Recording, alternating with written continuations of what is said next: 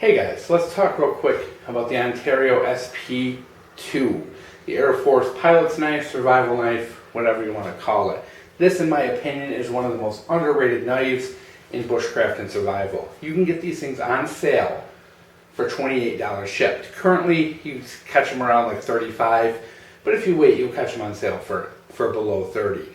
They're a $10.95 carbon steel knife, about a 5-inch blade, about 10 inches overall, 9 inches for the knife, a couple more for the sheath. You're right around 3/4 pounds. It's a craton handle with a brass lanyard hole tube there. It's a clip point design, and it has the saw back on it, which is not meant for wood. It's actually meant to go through airplane fuselage, but I'll let you in on a little secret. It is a fantastic wood rasp. So, the good, the bad, the ugly. Let's start with the bad. Number one, there's a second guard here that I've already removed, and you can see where I've removed it. There's a back guard on here, gotta go. That way you can choke up on the knife and actually get a proper grip for carving and bushcraft type tasks. That's gonna have to be done. Second, the edge on this thing is like 45 degrees. You're gonna have to reprofile it. You're gonna have to put your time in and reprofile it. I've done about half of the job so far. I've definitely brought it back quite a ways from where it was, but at 45, this thing was meh at everything. At carving, at batoning, at everything. I've brought that edge back quite a ways. Performance is now vastly improved. So if you do get one of these, bear in mind you're gonna have to do a little work. The top of the clip point is sharpened. Also, it's something if you're going to be doing a lot of batoning, you're going to have to dull that up with a file or something like that. The good, this thing is cheap, lightweight, great steel. The tang is actually thicker than a K-bar tang. Ontario doesn't use the rat tail tang that K-bar does, so the tang is considerably thicker. And these things, I've done quite a bit of batoning with this, and you can definitely handle it. The craton handles are really good in your hand. It's got a good weight, good balance. The sheath is good. The sheath is a nylon leather combination with 2 snaps. Very secure.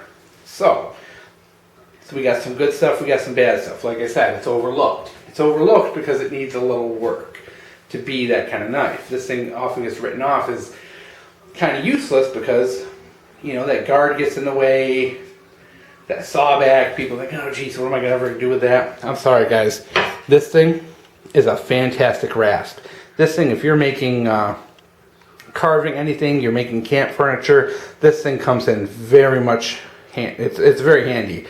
It removes a lot of material very quickly and is very good at shaping materials, and I find that to be very, very handy in a bushcraft type scenario, especially if you're making furniture, traps, things like that. You need to make notches, this thing will do it. It's not a saw, guys. Don't treat it as a saw, it's a rasp. And if you keep that in mind, you'll be very, very impressed with the amount of capability that it brings to you.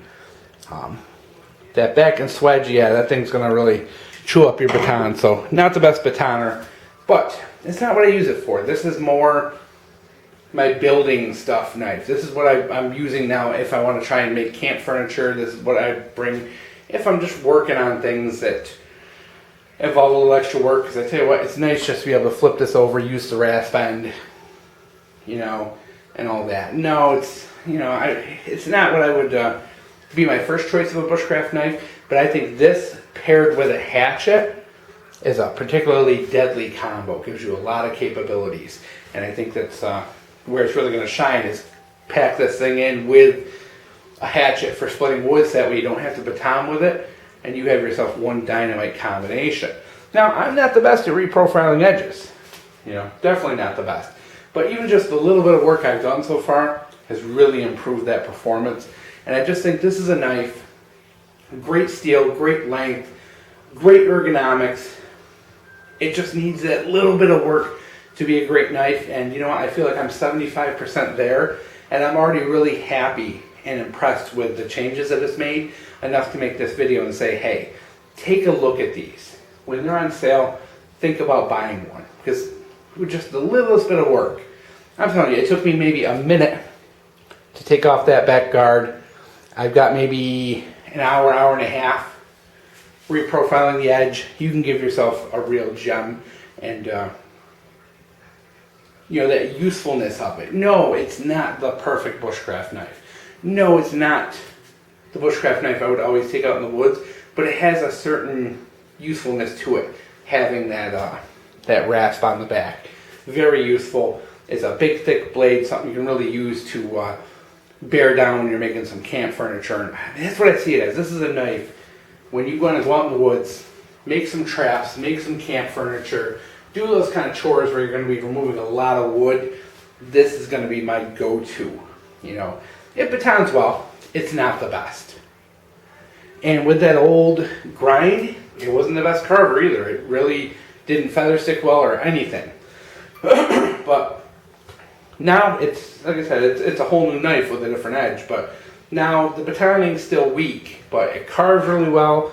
It feather sticks really well. We got that rasp. This is just a winner for 28 bucks. This is cheaper than the Chinese made trades.